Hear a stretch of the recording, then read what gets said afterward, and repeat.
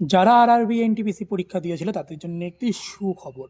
হ্যাঁ, ঠিকই শুনেছ, তাদের জন্য একটি সুখবর।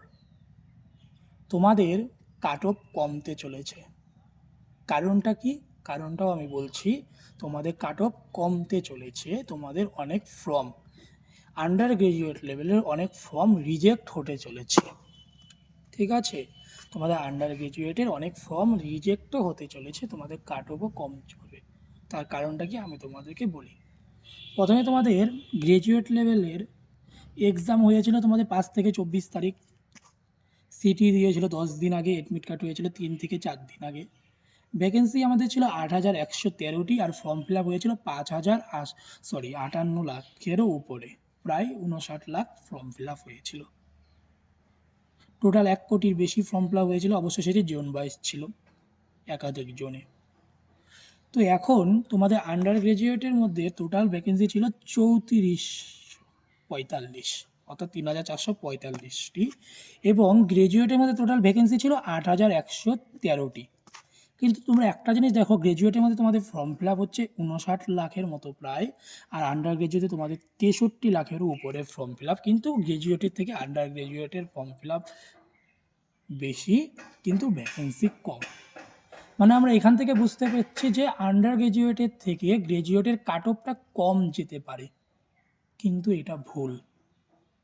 আন্ডার গ্রাজুয়েটের থেকে গ্রাজুয়েটের কাট অফ কম যাবে না, প্রায় সমান সমানই যাবে। তার কারণটা কি সেটাও আমি তোমাদেরকে বলবো।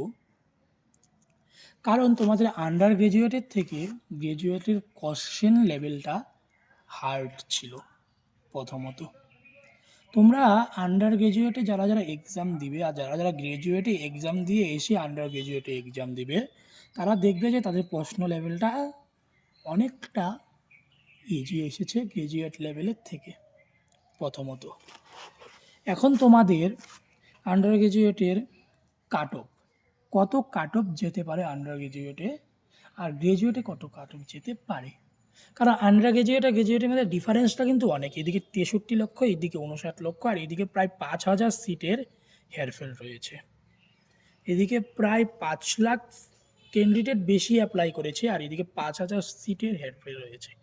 মানে কাট অফটা তো কিছু হলেও তো বেশি যাবে গ্রাজুয়েটের, তোমরা তো বুঝতেই পারছো। আন্ডার গ্রাজুয়েটের কাট অফের থেকে আন্ডার গ্রাজুয়েটের কাট অফ কিছু হলেও বেশি যাবে, এবং কতটা বেশি যাবে। আর ইডাব্লিউএসদের জন্য একটি সবথেকে বেশি সুখবর, ইডাব্লিউএসদের জন্য সবথেকে বেশি সুখবর, তাদের cut off UR, SC, OBC এবং এসটির থেকেও কম যাবে। দেখো, এই কাট অফটা কনফার্ম এই কাট অফেই যাবে, তোমরা মিলিয়ে নিও যে আমার কাট অফটা একদম কনফার্ম এই কাট অফেই যাবে। আন্ডার গ্রাজুয়েট লেভেলের মধ্যে কাট অফ যাবে ইউআরএ 65 থেকে 68 নম্বর যাদের আছে, তাদের নর্মালাইজেশন আরও 5 থেকে 10 নম্বর বাড়তেও পারে। 99% বাড়বে, নম্বর 1 থেকে 2 হলেও বাড়বে। আর যাদের ভালো কপাল, তাদের তো 5 থেকে 10 নম্বর বেশি হয়েই যাবে। ওবিসির কাট অফ যেতে পারে 63 থেকে 66, এসসির কাট অফ যেতে পারে 58 থেকে 61, আর এসটির কাট অফ যেতে পারে 56 থেকে 59।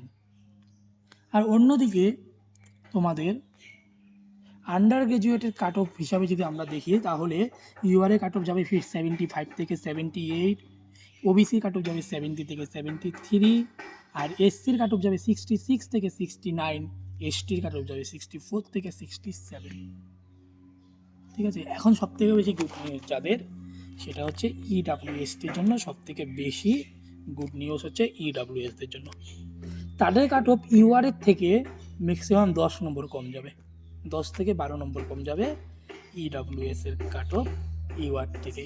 মানে ইডাব্লিউএসের কাট অফ আর এসটির কাট অফ প্রায় সমান সমান। ইডাব্লিউএসের কাট অফ গ্রাজুয়েট লেভেলে 55 থেকে 58-এর মধ্যে থাকবে, আর আন্ডার গ্রাজুয়েট লেভেলে 60 থেকে 63-র মধ্যে থাকবে ইডাব্লিউএসের কাট অফ।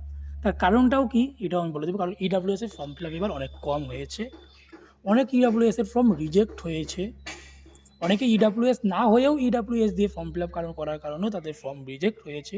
তার জন্য এবার ইডাব্লিউএসের জন্য সবথেকে বেশি সুখবর, সেটা আমি তোমাদেরকে পরবর্তী ভিডিওতে তুলে দেবো। তো তোমরা আমার এই ভিডিওটা দেখে যদি ভালো লেগে থাকে, চ্যানেলটি সাবস্ক্রাইব করে রাখবে ডেইলি তোমাদের কারেন্ট অ্যাফেয়ার্সের জন্য। তো আজকে এতটুকুই থাকলো আমাদের আড্ডা 12+12 চ্যানেল থেকে। তো সবাই ভালো থাকবে, সবাই ভালো করে পরীক্ষা দেবে।